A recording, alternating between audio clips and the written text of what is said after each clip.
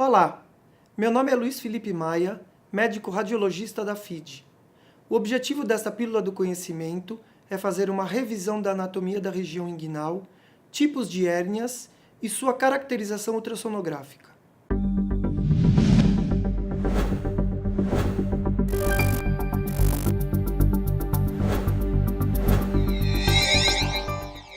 Existem muitas condições patológicas potenciais em pacientes com queixas relacionadas à região inguinal, como patologias do sistema músculo-esquelético, que envolvem a articulação e musculatura anterior do quadril, bursa do ilho-psoas e região da sínfise púbica. Anormalidades linfonodais, destacando-se processos benignos reacionais e malignos, doenças neoplásicas. E as hérnias da região inguinal, direta, indireta e femoral. Sendo assim, o estudo ultrassonográfico apresenta-se como um excelente método para avaliação da região inguinal, tendo alta disponibilidade e baixo custo, e auxiliando o médico assistente na determinação do diagnóstico e conduta. Como definição, hérnia é a protusão de um conteúdo através dos tecidos que normalmente o contém, seja através de uma abertura nos tecidos ou através do estiramento da parede do tecido. No caso das hérnias inguinais, o achado característico é o movimento anormal dos conteúdos intraabdominais através de pontos de fragilidade na parede abdominal nesta região, caracterizando as hérnias inguinais indireta, direta e femoral. As hérnias podem estar associadas à morbidade significativa e até à mortalidade, podendo ser difíceis de serem identificadas clinicamente e ainda mais difíceis de serem classificadas, destacando-se assim a importância do estudo ultrassonográfico em sua avaliação e diferenciação. Na imagem à esquerda, a ilustração da parede abdominal anterior mostra a localização anatômica usual de várias hérnias. Na linha mediana supraumbilical, as hérnias epigástricas. Na linha mediana imediatamente acima da cicatriz umbilical, a hérnia periumbilical. Em topografia da cicatriz umbilical, a hérnia umbilical. Ao longo de toda a extensão da linha alba, a diástase dos ventres musculares do músculo reto abdominal. A linha vermelha no quadrante inferior direito indica a artéria epigástrica inferior. Na região inguinal, as hérnias inguinais indireta, direta e femoral.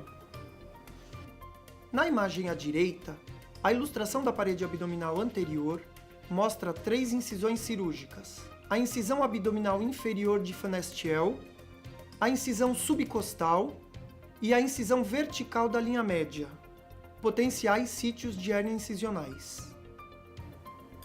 Existem 3 marcos anatômicos essenciais para a orientação na avaliação ultrassonográfica da região inguinal. São eles a margem lateral do reto abdominal, a artéria epigástrica inferior e o ligamento inguinal. Esses 3 limites descrevem o triângulo de Hesselbach, delimitado inferiormente pelo ligamento inguinal, medialmente pela margem lateral do reto abdominal e superiormente pela artéria epigástrica inferior, origem de uma hérnia inguinal direta. Superior ao ligamento inguinal e lateralmente à origem da artéria epigástrica inferior é a localização do anel inguinal profundo, origem de uma hérnia inguinal indireta. O canal inguinal atravessa camadas musculares e faciais, contendo estruturas vasculares, neurais e o cordão espermático nos homens ou o ligamento redondo nas mulheres. É o tipo mais comum, cerca de 75% das hérnias inguinais. A região distal ao ligamento inguinal e medial à vasculatura femoral é o canal femoral, origem de uma hérnia femoral. Cerca de 3% das hérnias inguinais.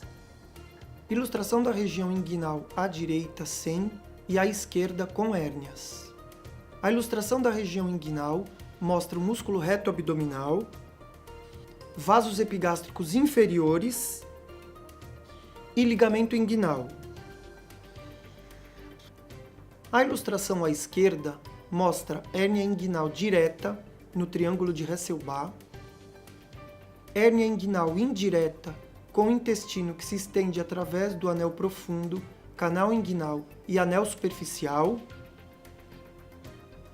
e hérnia femoral, que se estende através do canal femoral. Ainda nesta ilustração, podemos observar a direção de hérnias específicas durante a manobra de Valsalva, com a hérnia inguinal direta movendo-se anterior em direção ao transdutor, hérnia inguinal indireta em movimento medial e em menor grau inferior, e hérnia femoral movendo-se inferior. Na imagem, observamos o triângulo de Hesselbach delimitado medialmente pelo músculo reto abdominal, superiormente pela artéria epigástrica inferior e inferiormente pelo ligamento inguinal. Vale notar a emergência da artéria epigástrica inferior na artéria ilíaca externa e a localização do anel inguinal profundo, lateralmente aos vasos epigástricos inferiores. As imagens mostram a anatomia inguinal direita saudável. Imagem da região inguinal paralela e cranial ao ligamento inguinal, mostrando o cordão espermático, a artéria ilíaca externa, a artéria epigástrica inferior, a veia femoral e o ramo superior do osso púbico. Imagem da região inguinal diretamente sobre e paralelo à artéria epigástrica inferior, eixo curto do cordão espermático, artéria ilíaca externa e reto abdominal. A imagem mostra a anatomia inguinal direita saudável. Imagem da região inguinal paralelo e diretamente sobre o ligamento inguinal, distal à origem da artéria epigástrica inferior. Observe a artéria femoral, veia femoral, ligamento inguinal e ramo púbico superior. Imagem sobre o músculo reto abdominal, logo abaixo do umbigo, que mostra os vasos epigástricos inferiores. O Doppler colorido pode ser usado para localizar os vasos. Hérnia inguinal indireta é o movimento anormal dos conteúdos intraabdominais através do anel inguinal profundo, com variável extensão pelo canal inguinal, podendo emergir no anel superficial e estender-se ao longo do cordão espermático até o escroto nos homens e ao longo do ligamento redondo do útero até o lábio maior nas mulheres. Imagem de hérnia inguinal indireta com o transdutor posicionado paralelo e craniano ao ligamento inguinal. Imagem antes da manobra de Valsalva, com hérnia não visível, mostrando a artéria ilíaca externa, a artéria epigástrica inferior e o ramo púbico superior. Imagem durante a manobra de Valsalva mostra a artéria ilíaca externa, a artéria epigástrica inferior, a veia ilíaca externa dilatada, o ramo púbico superior e a hérnia inguinal indireta, originada anterior e lateralmente à artéria ilíaca externa e percorrendo o canal inguinal de lateral para medial. Hérnia inguinal indireta. Imagem obtida com varredura craniana e paralela ao ligamento inguinal. A artéria epigástrica inferior marca o limite mediano do anel inguinal profundo. O lado direito da imagem é o lado medial das estruturas. Hérnia inguinal direta é tecido intraabdominal focal movendo-se anteriormente através do triângulo de Hesselbach. No ultrassom, este tecido se moverá na direção posterior à anterior e deve ser documentado em 2 planos de imagem. Basear-se apenas em imagens transversais em uma avaliação para uma hérnia inguinal direta é uma armadilha significativa, que pode resultar em imprecisão diagnóstica.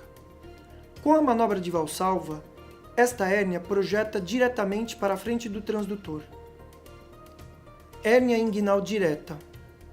Imagem A, obtida antes da manobra de Valsalva, mostra a faixa de gordura peritoneal normal medialmente à artéria epigástrica inferior. Imagem B, obtida durante a manobra de Valsalva, mostra a deformação da hérnia inguinal direta medialmente à artéria epigástrica inferior. Imagem A, obtida com o paciente em repouso, e imagem B, obtida durante a manobra de Valsalva, demonstrando a hérnia inguinal direta. O achado característico de uma hérnia femoral é um conteúdo intraabdominal que se move inferiormente através do canal femoral. Hérnia femoral. Imagem da região inguinal direita paralela ao ligamento inguinal. Imagem A, obtida antes da manobra de Valsalva, mostra veia femoral e ramo púbico superior. Imagem B, obtida durante a manobra de Valsalva, mostra veia femoral dilatada, lateral à hérnia femoral. O ramo púbico superior também é visto. Na teoria, tudo fica fácil, mas na prática, muitas vezes temos enormes dificuldades em fazer a avaliação ultrassonográfica das regiões inguinais. E um fator que costuma dificultar essa avaliação é a obesidade. Como as estruturas da região inguinal são superficiais, um transdutor linear de 10 MHz ou superior é eficaz. É essencial solicitar ao paciente aumentar a pressão intraabdominal através da manobra de Valsalva, para identificar hérnias transitórias. A manobra de Valsalva é um componente crítico do exame, pois em muitos pacientes a hérnia pode ser completamente reduzida em repouso. Também é importante descrever o conteúdo da hérnia e se é redutível ou não. Como referências bibliográficas, tivemos a pesquisa realizada nestas fontes que colocamos à disposição neste vídeo. Para maiores informações, acesse nosso portal.